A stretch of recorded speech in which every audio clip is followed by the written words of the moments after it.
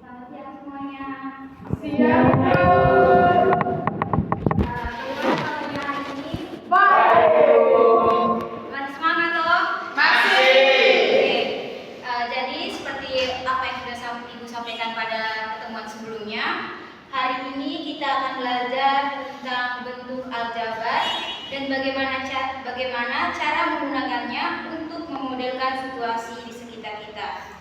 Sebelum Ibu menjelaskan lebih lanjut, Ibu minta satu orang untuk pimpin doa. Kak Ulfa. Teman-teman dan guru-guru, berdoa ini karena saya berdoa menjadi yang Islam. Ya Allah ya Tuhan, terima kasih karena Engkau telah memberikan kesehatan bagi kami sehingga kami dapat berduduk di tempat ini guna melaksanakan proses belajar mengajar. Ya Allah ya Rabbi, tolong bimbinglah kami kalau kami kesulitan dalam belajar. Karena anak-anak ini bersama Engkau kita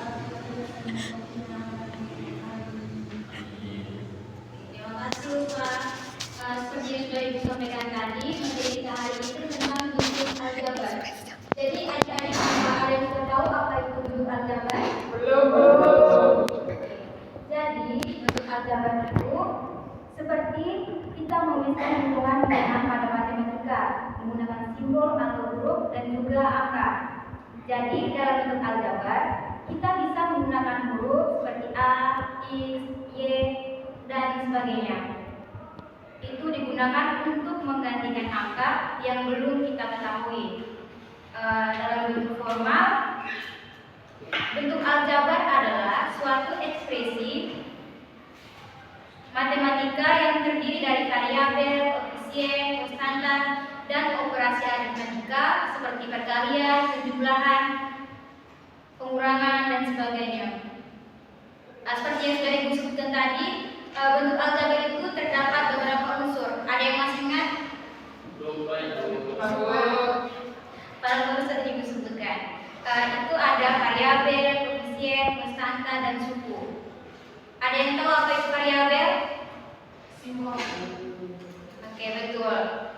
Jadi variabel merupakan simbol yang mewakili suatu nilai atau bilangan yang belum diketahui atau dapat berubah.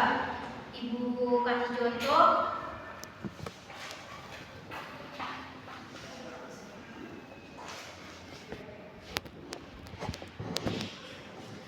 Bisa lihat bentuk aljabar ini, X dan Y ini yang disebut dengan variabel. Yang berikut koefisien. Koefisien sendiri itu adalah angka atau simbol yang mewakili angka yang mengalihkan variabel dalam suatu suku. Koefisien biasanya terletak di depan variabel. Seperti di depan ini, ada yang tahu yang mana disebut dengan koefisien? Oke, 5 sekali. Yang berikut konstanta. Untuk konstanta itu adalah suku dalam bentuk aljabar yang berupa bilangan tetap dan tidak mengandung variabel. Kalau di depan itu min 3. Itu yang disebut dengan konstanta. Dalam bentuk aljabar juga terdapat suku. Suku sendiri merupakan bagian dari bentuk aljabar yang dipisahkan oleh tanda penjumlahan dan pengurangan. Setiap suku terdiri dari koefisien, variabel, atau konstanta. Contohnya ini itu terdapat 3 suku. Suku pertama ini suku pertama, yang ini suku kedua, dan yang ini suku ketiga.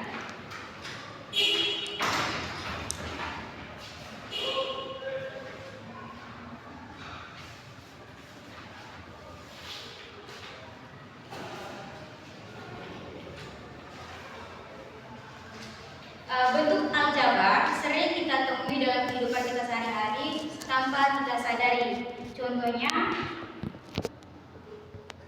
kalau harga sekilo beras itu R rupiah, terus Ibu beli 5 kg beras, kira-kira berapa total harga yang harus Ibu bayar?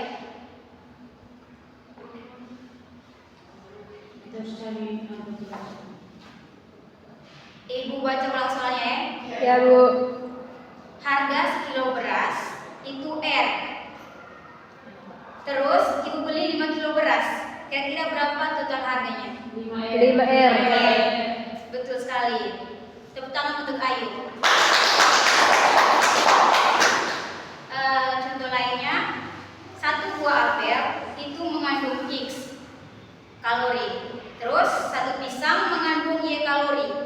Nah, jika Anjeli makan buah apel dan 3 pisang, berapa total kalori yang diperoleh Anjeli? 2X dan 3Y. Itu dijumlahkan. Oke, betul Ayu.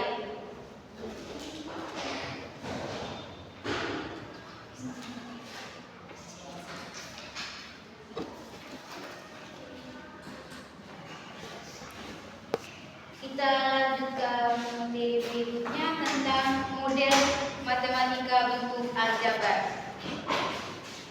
Ada yang tahu apa itu model matematika? Tidak tahu Ibu.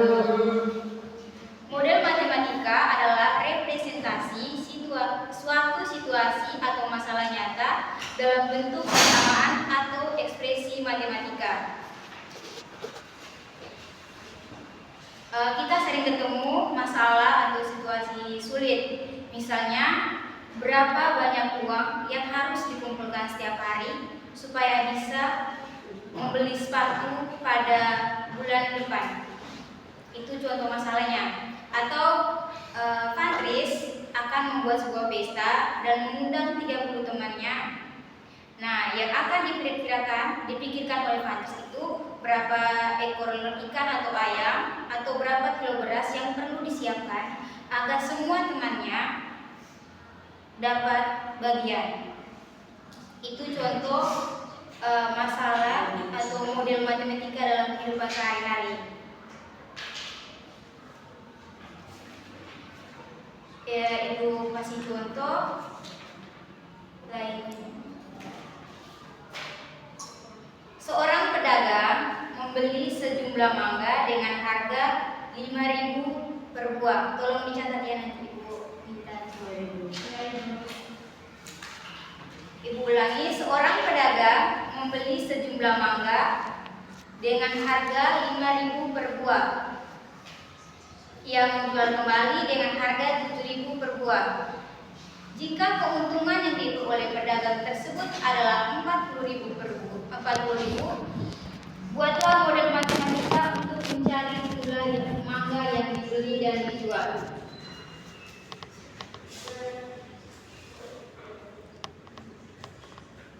Nah, untuk menyelesaikan masalah itu, kita bisa misalkan jumlah mangga yang dijual dan jumlah mangga yang dibeli itu dengan M. Lalu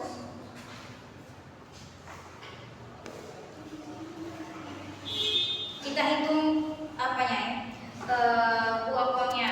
Yang pertama, modal untuk membeli mangga atau harga beli total. Harga beli total.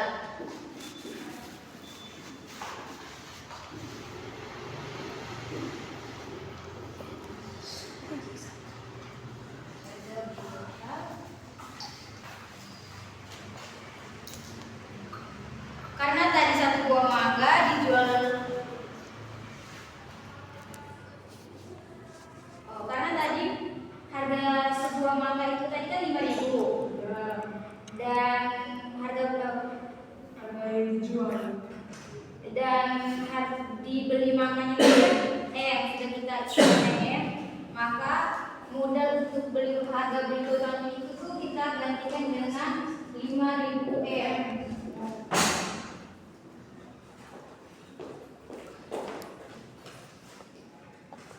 Yang berikut kita mencari harga jual totalnya.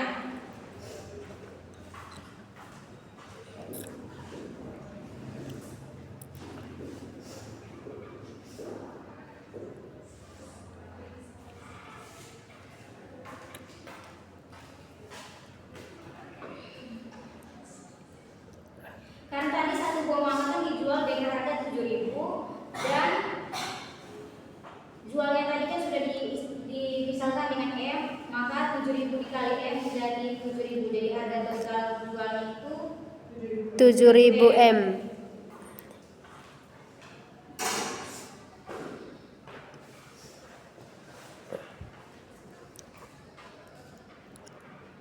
yang berikut kita akan mencari keuntungannya. Untuk mencari keuntungannya kita bisa buat dikurang dengan harga beli total.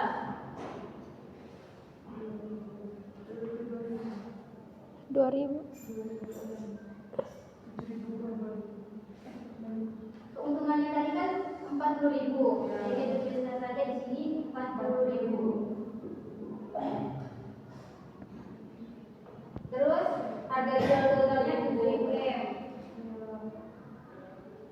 Dikurangi dengan 2.000 M.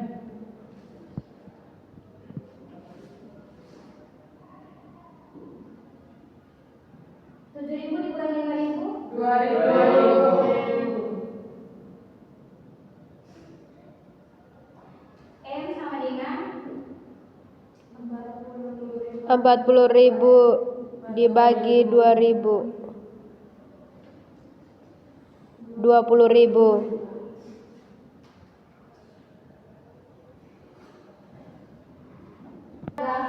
Membeli dan menjual sebanyak 22 mangga. Itu saja materi kita pada hari ini. Selanjutnya Ibu akan kasih latihan soal untuk didiskusikan pada kelompok, tapi karena waktunya tidak mencukupi, sudah tidak bisa lagi. Jadi ini dikerjakan di rumah saja. Satu orang bisa bantu Ibu untuk balikan ini untuk tugas Ibu dan ini tugas kelompok. Ini dikumpulkan pada Kamis ya.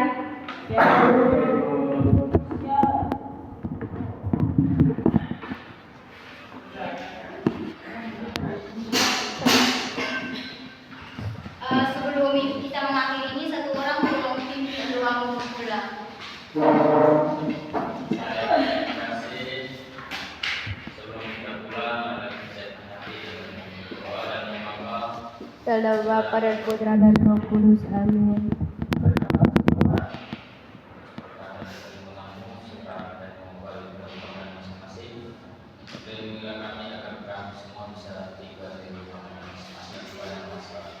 Amin. Dalam Bapa